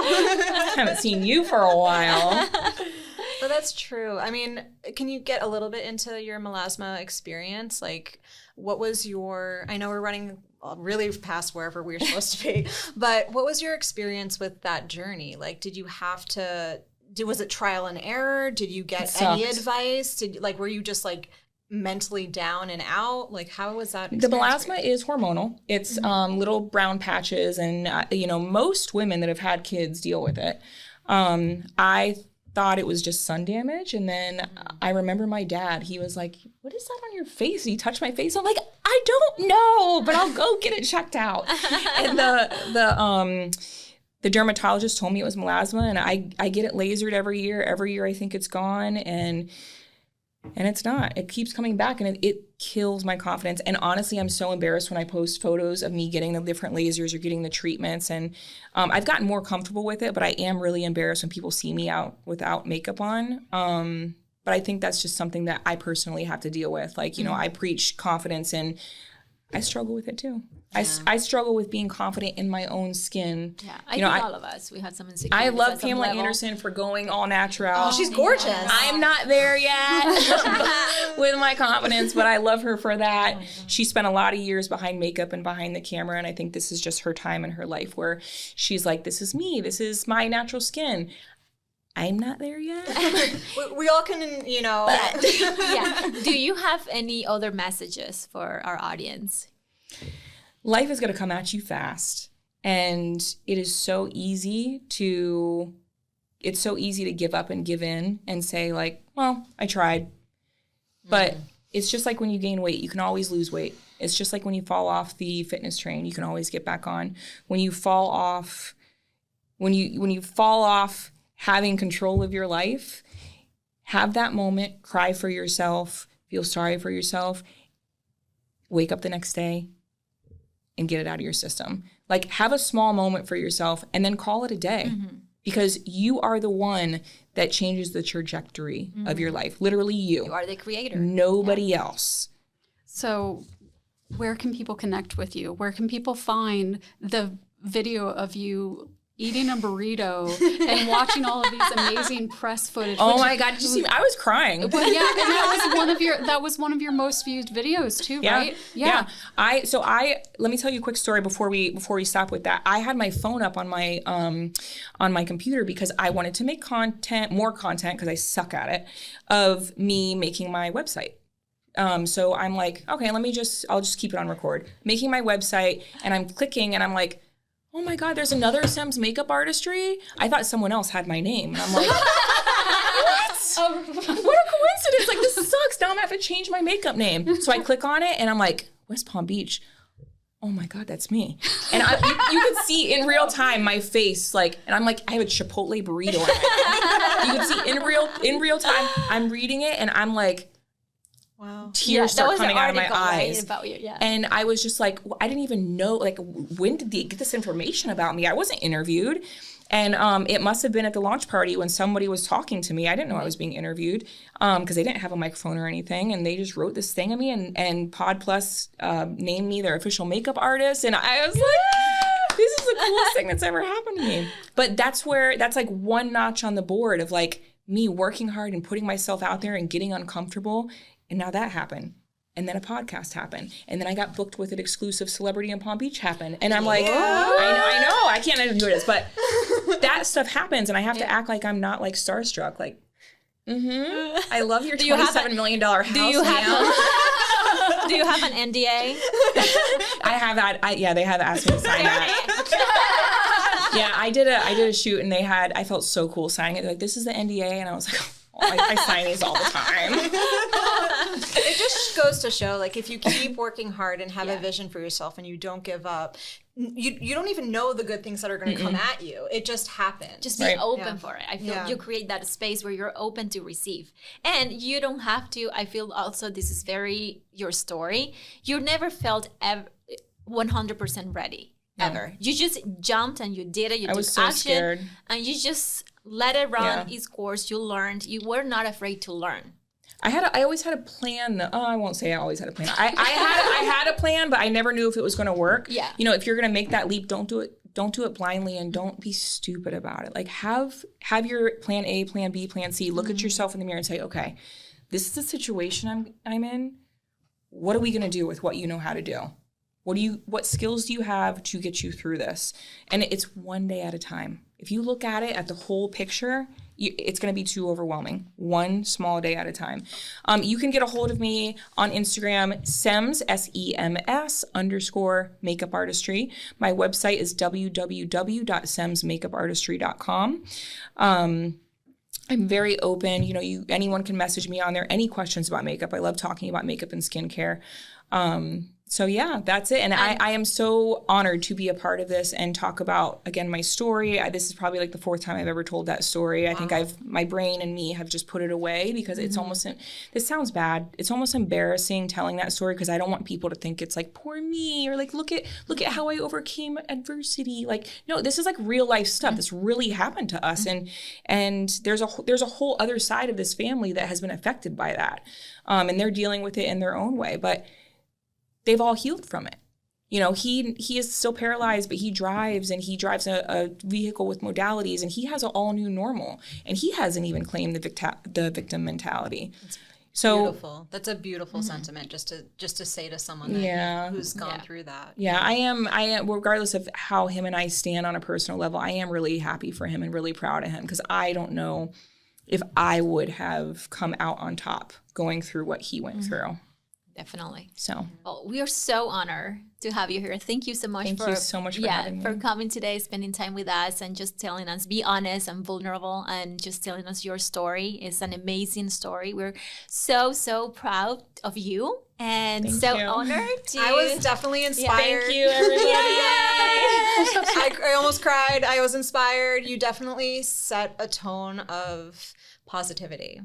No matter how dark that story got, your story got, you set that tone, and I appreciate that. So I just want to say thank you.